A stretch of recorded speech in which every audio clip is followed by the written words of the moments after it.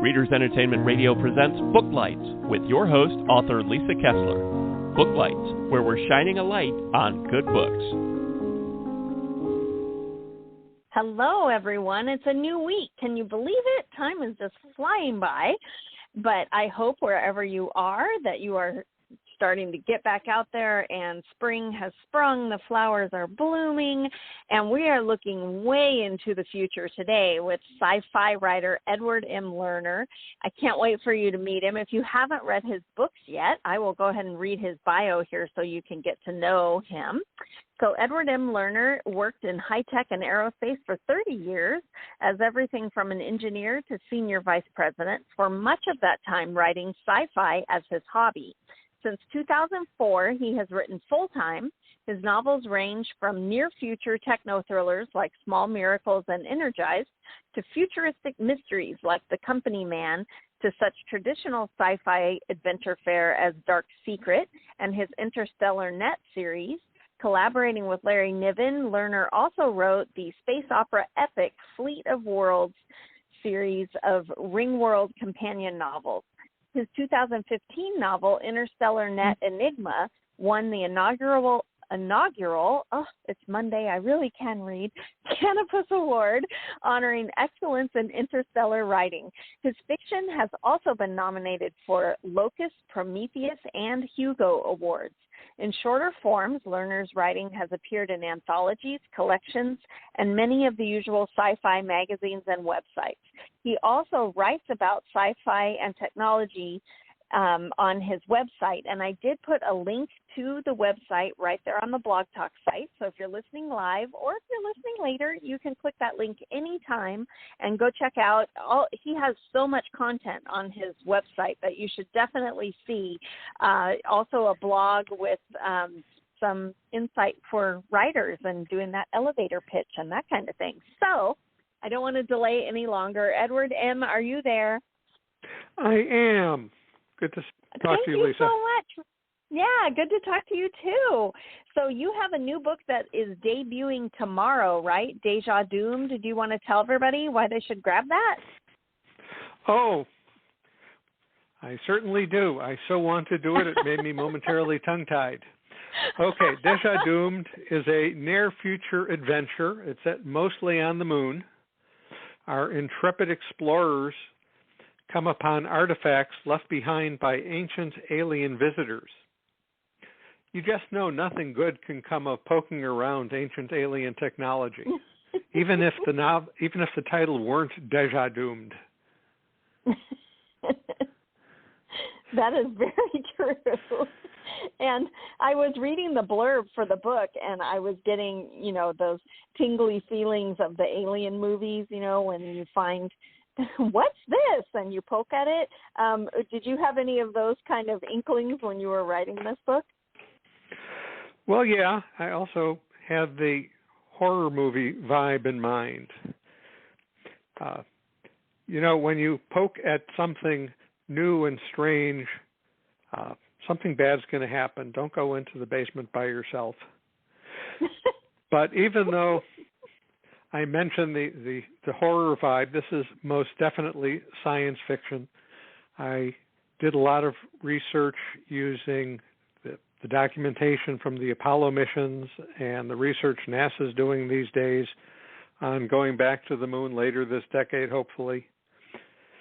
Also, some of the research that is being done by private aerospace companies like SpaceX. So I had a heck of a lot of fun getting this done. But I'm not going to say too much about the details of the doom. Okay. Yeah, we don't want to give any spoilers. I wondered, too, about all of the moon landings and that kind of thing. When you're going through and researching that, did you find any nuggets that maybe we don't know about the moon landings, about things they found up there? I can't say there was anything shocking. There were certainly details that were new to me. Just a bit of color, figuratively and literally. When you see pictures of the moon close up, everything is always gray. But it turns out green can also happen. It doesn't happen often, but there are little bits of volcanic glass and little bits of glass that are from melt after the shock of meteorite hits. So that surprised me. It's not earth-shattering or even moon-shattering, but I found it interesting. I did not find that that the landings were all shot in the back lot in Hollywood. What? They really went to the moon? Go figure. Wow. Well, when they go back to the moon, do you think that they're, well, I guess not. Do you think, did you find out anything? Is there new research? Why are we going to go back to the moon? Is there more to discover there, do you think? Certainly there is. And the Apollo missions was nothing but a footprint and flag mission. You know, plant the flag, take pictures of a few boot prints, declare victory, go yan, yan, yan to the Russians because they weren't there, and then go home. There is a ton we don't understand about how the moon even came to be. Before the Apollo missions, there were just several competing theories and no way to pick between them. With some of the rocks that were brought back from the Apollo missions, there is a current favored theory how the moon formed, but there are some loose ends about that too. Quite aside from scientific curiosity, the main reason to go back is the moon has resources that can be used for further space exploration. Say we want to go to Mars. Lifting anything out of Earth's gravity well is very expensive. You tend to carry fuel, to carry fuel, to carry fuel, to carry a payload. Well, the moon's gravity is 1/6 of Earth's gravity. And one of the more recent discoveries about the moon is that there's a lot of ice at the north and south poles of the moon. It's in deep craters that never see the light of day. And so the ice can't melt, the ice can't sublimate. Well, that ice can be turned into hydrogen for fuel and oxygen to burn the fuel. So if you want to go to Mars, one of the ways to cut the cost, manufacture your fuel on the moon and take off from there. Wow. And you think our technology is close to being able to do that? Within the next 10 years or so, we could do it. Do I think it'll happen that fast? No. Wow. So the moon could become like an interstellar gas station, sort of. Well, at least interplanetary. I love it. Very cool. So I was going to, this kind of dovetails into what I was going to ask about your love of sci-fi. What drew you to write that? It sounds like your whole career and everything was gauged toward that. I mean, did you watch a space thing when you were a kid or read a comic and go, oh my gosh, I'm going to go to space someday? Or, you know, what lit that fire for you for sci-fi? Okay. I can't remember when I wasn't interested in science and space. So I was 8 years old when Sputnik launched. So your listeners can figure out how ancient I am. And I was in college when the lunar landings happened. So I've been immersed in this my childhood and entire adult life. I can't remember when I didn't read science fiction. At the neighborhood library, they gave up very early on, discouraging me from browsing books in the adult section because there wasn't a lot of sci-fi in the kids section. Did you always imagine you would write it?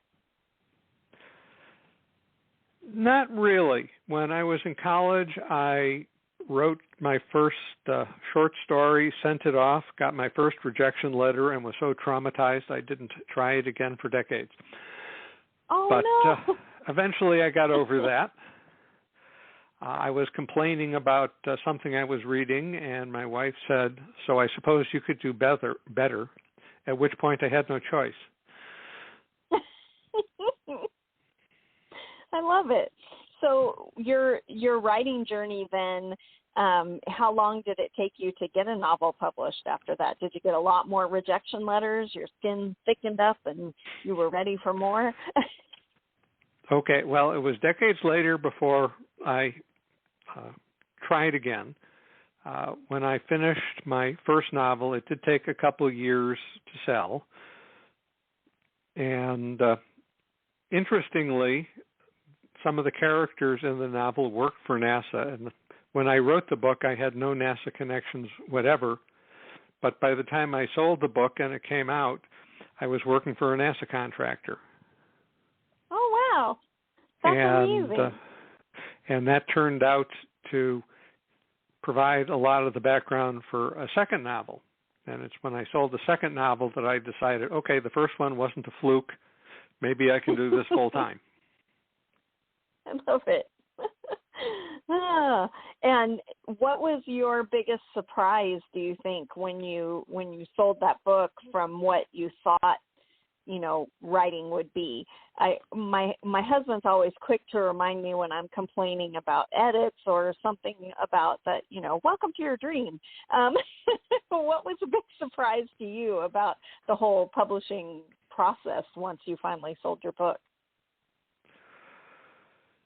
That often authors don't get a whole lot of say in the production process. Some publishers are much more author-friendly than others. Right.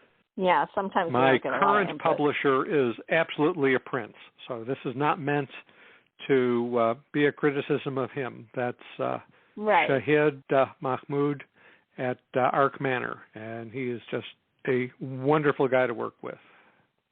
Oh, I love it. I love hearing about good publishers. They do happen.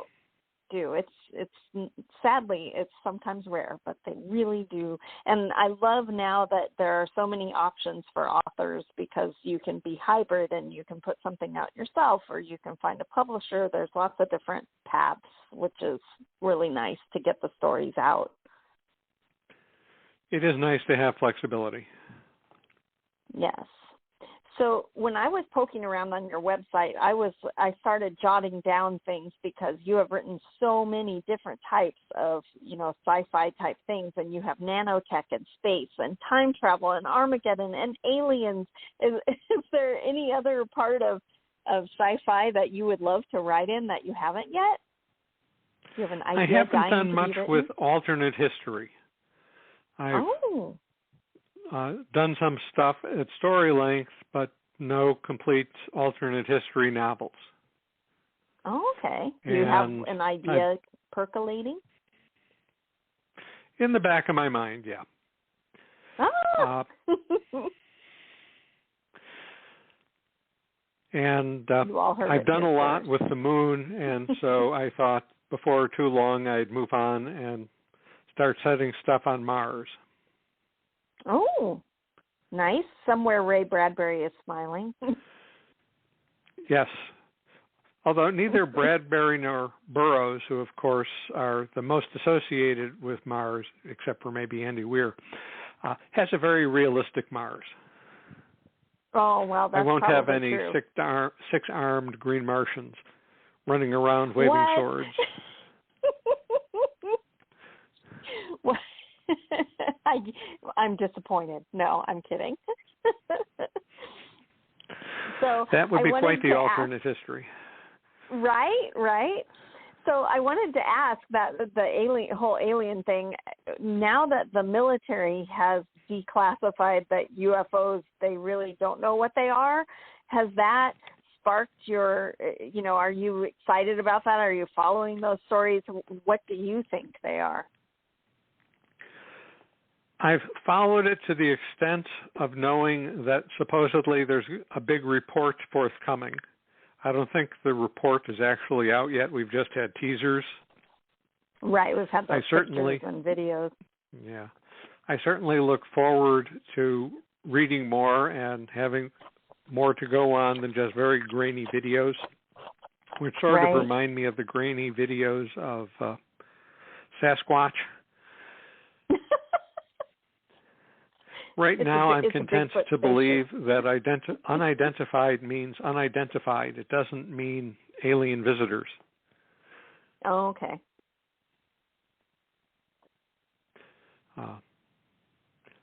If it does turn out we've had alien visitors, certainly I would find that intriguing. Well, and I was thinking about it too when all those videos were coming out. I feel like I know I got to meet Ray Bradbury a couple times before he passed away, and he was very passionate about, space and futuristic things, and he credited sci-fi for bringing us a bunch of inventions because people dreamed that they were possible, and then other people thought, well, I wonder if I could make it, and they would make it, and that kind of thing.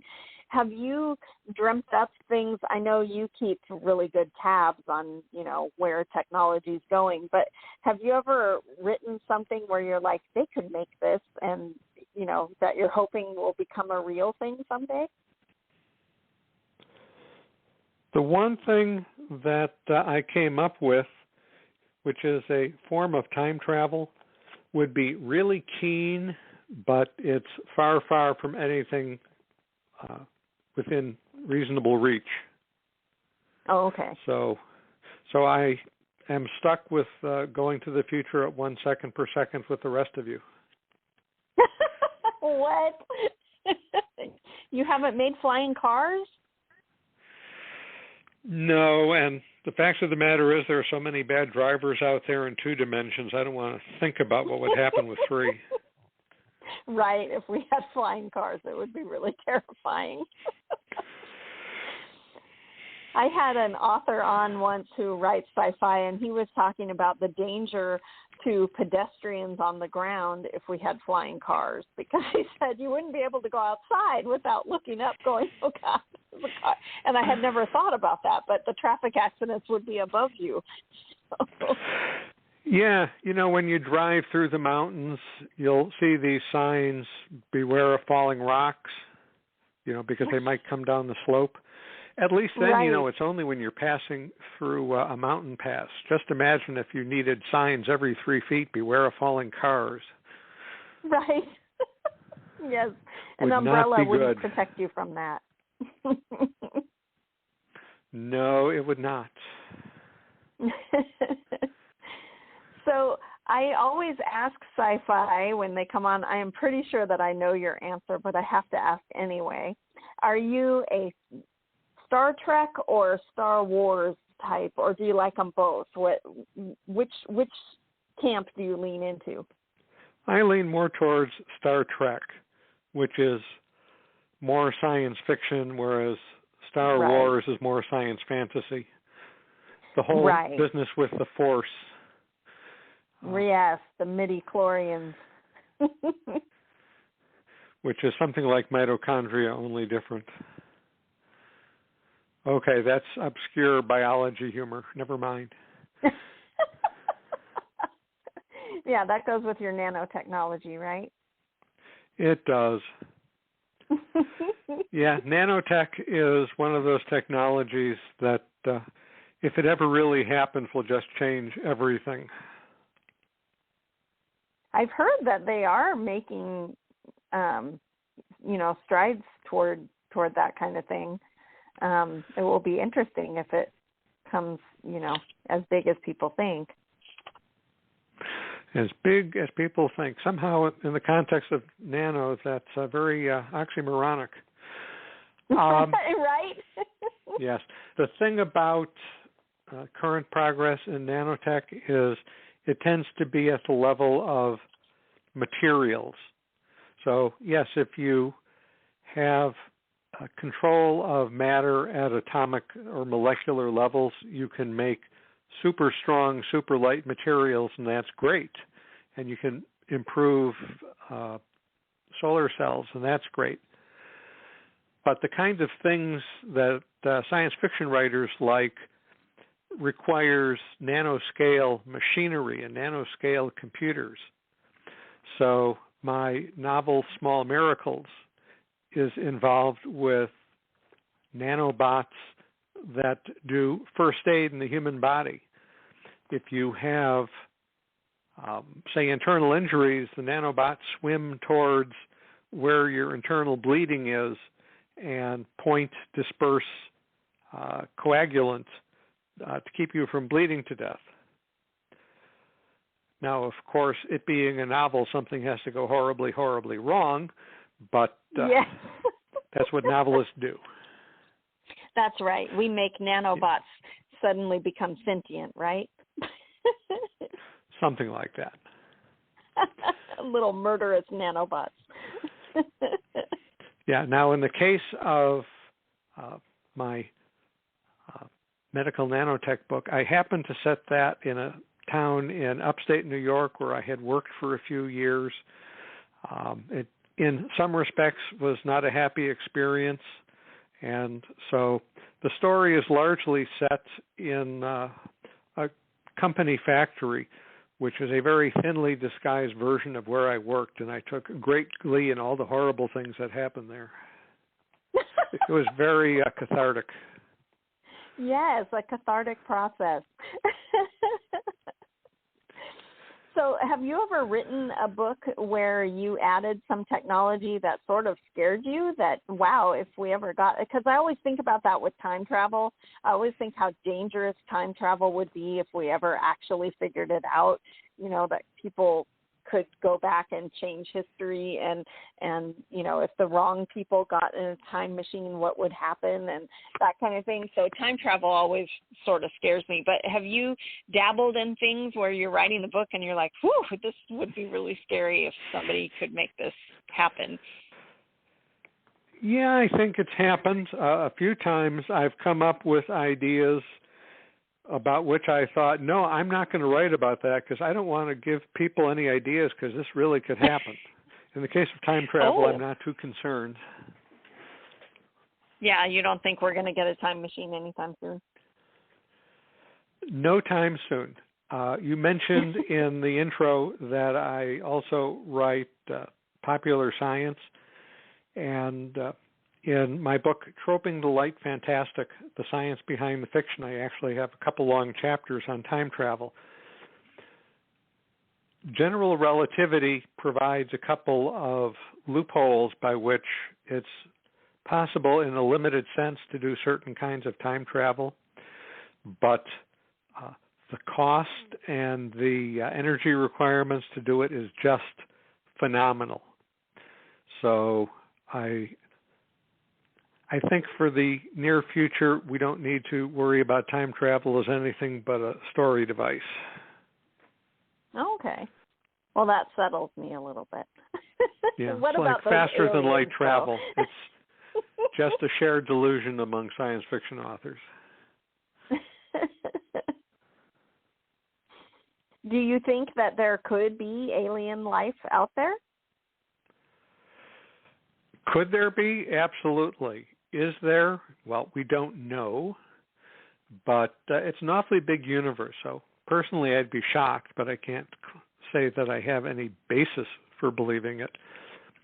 What we do know about biology is seemingly every possible niche on Earth supports life of some kind or other, you know, deep underground. Right.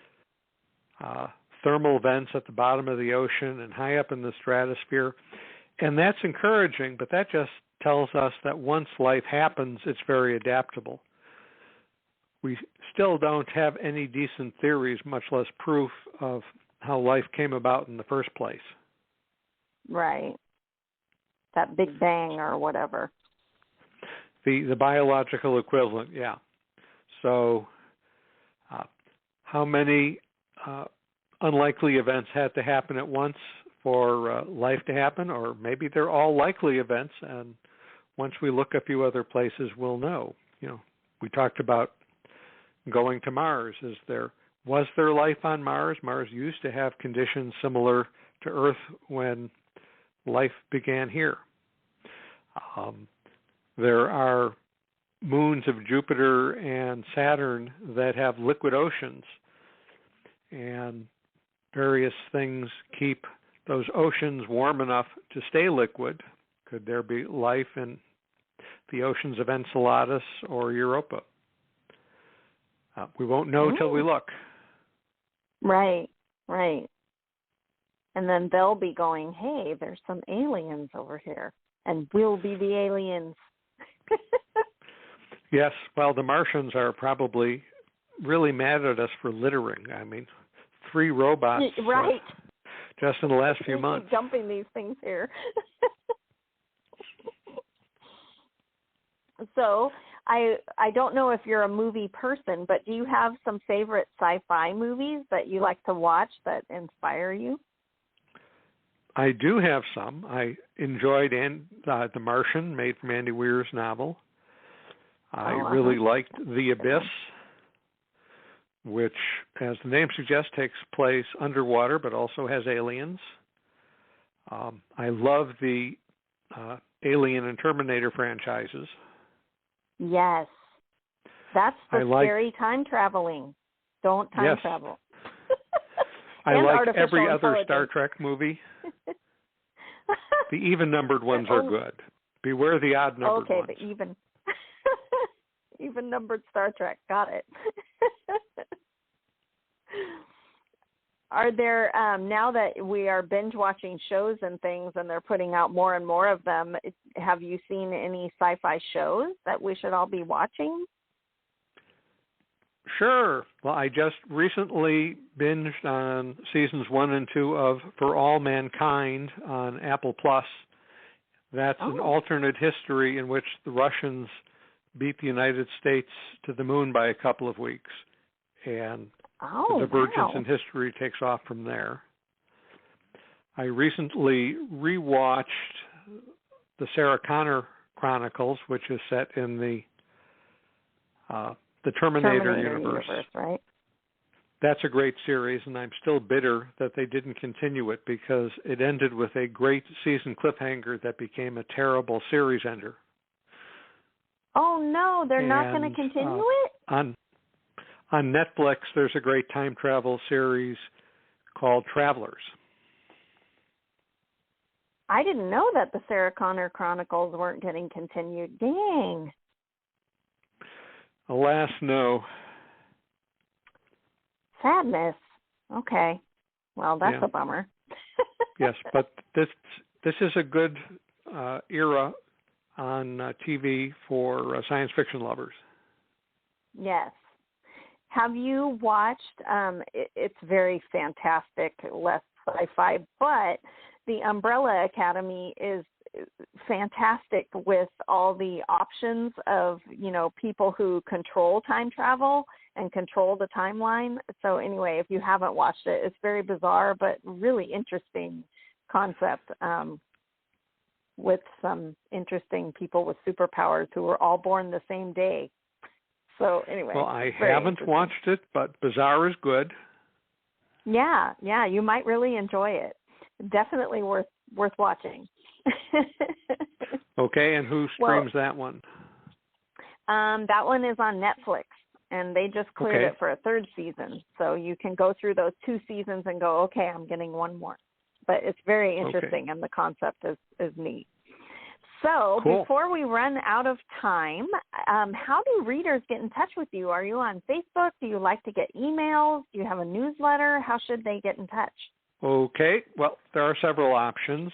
I am on Facebook as Edward M. Lerner, and it's Edward M. with the period Lerner if you just want authorial news and not my taste in cartoons or pictures of my grandchildren. I'm on LinkedIn as Edward M. Lerner. My website, cleverly, is edwardmlerner.com. In all cases, by the way, Lerner is Lerner. And I've got a Google group for an occasional newsletter. Great. And, of course, there's always Amazon. Yes, for sure. So everyone head over to Edward's, I wanted to say newsletter, but I meant your website, because on the website is a link so that you can go and pre-order Deja Doomed. It comes out tomorrow. I can't wait to read it, and definitely, alien vibes. So everyone go out and grab that book. And thanks so much for being here, Edward. It was so much fun chatting with you. Thank you, Lisa. I enjoyed it too. See you later. Thanks for joining us on Booklights. Be sure to connect with us at www.readersentertainment.com for articles, blogs, videos, and podcasts that matter to readers.